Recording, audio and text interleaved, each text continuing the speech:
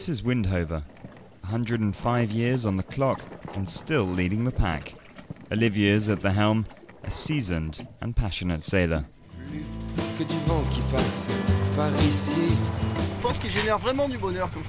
I think it's really a source of happiness. When people get their hands on this boat, they keep it. Only 4 owners in 100 years. It's now the second centenary of the boat, and I'm the happy 5th owner after my father. People get very attached to it. The son of the former owner wanted to get the boat back. I can invite him on board, but not sell it to him. It's impossible. If I did, I'd have no friends. He's probably going to keep his friends a little longer. That's because here on the water, it's regatta day. We are looking at which side of the water we are going to leave from. Next to the buoy or near the committee boat. A tactic that will have to wait. The wind's been slow to pick up, so the start's been postponed. On board Windhover, nobody seems to mind that much. Greg takes some time to play stuntman.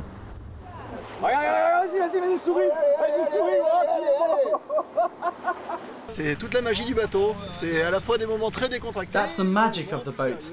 It's relaxed now, but it can get quite serious. When the gun goes off, we'll be a lot more focused on board. At 1 o'clock, everything changes. The foghorn sounds and Windhover switches to battle mode. The 4 highly experienced men on board play to win in every race. They try to intimidate any vessels they get close to, sometimes even brushing up against them.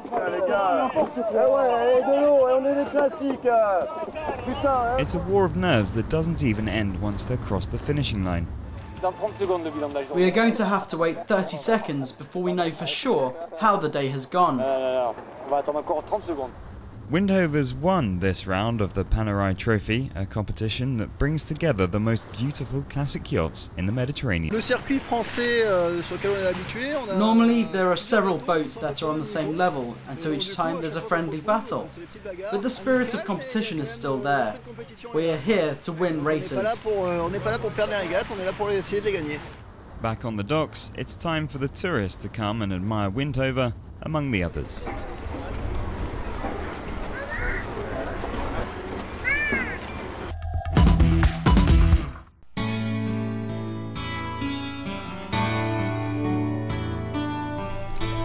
A lagoon, filled with blue and turquoise water and hundreds of fish. A great place to paddle a canoe, especially if it's transparent. An American engineer who was studying in the United States was returning to Hawaii. He was looking out of the window of the aircraft and had an idea. When they landed, he asked what the windows were made out of. That's the history of this polycarbonate. Sometimes people say that the material scratches easily, but once in water, they become totally transparent. Transparency is an important thing for Sylvie and Yves when talking about boats. We are in the French West Indies of Guadeloupe. This is where these 2 Quebecers have started a transparent flotilla. It's fun for people living nearby, but the couple hope it will also be educational.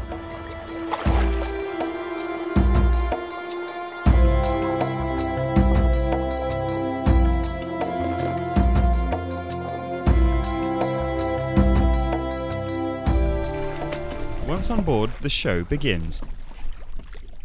This windy place has been ranked the 3rd most beautiful bay in the world. It's almost like a film set. And down at the bottom, the fish and the coral are clearly visible. It's a discovery every time, and that's why it's still a pleasure for me. It's never the same. We've discovered that most of the animals are endangered. I try to make people aware of the beauty of nature in this place, so they could perhaps educate others and make sure it is preserved. I think it might be good for people who are afraid of water, who don't like putting their heads underwater. We still discover many things even out of the water.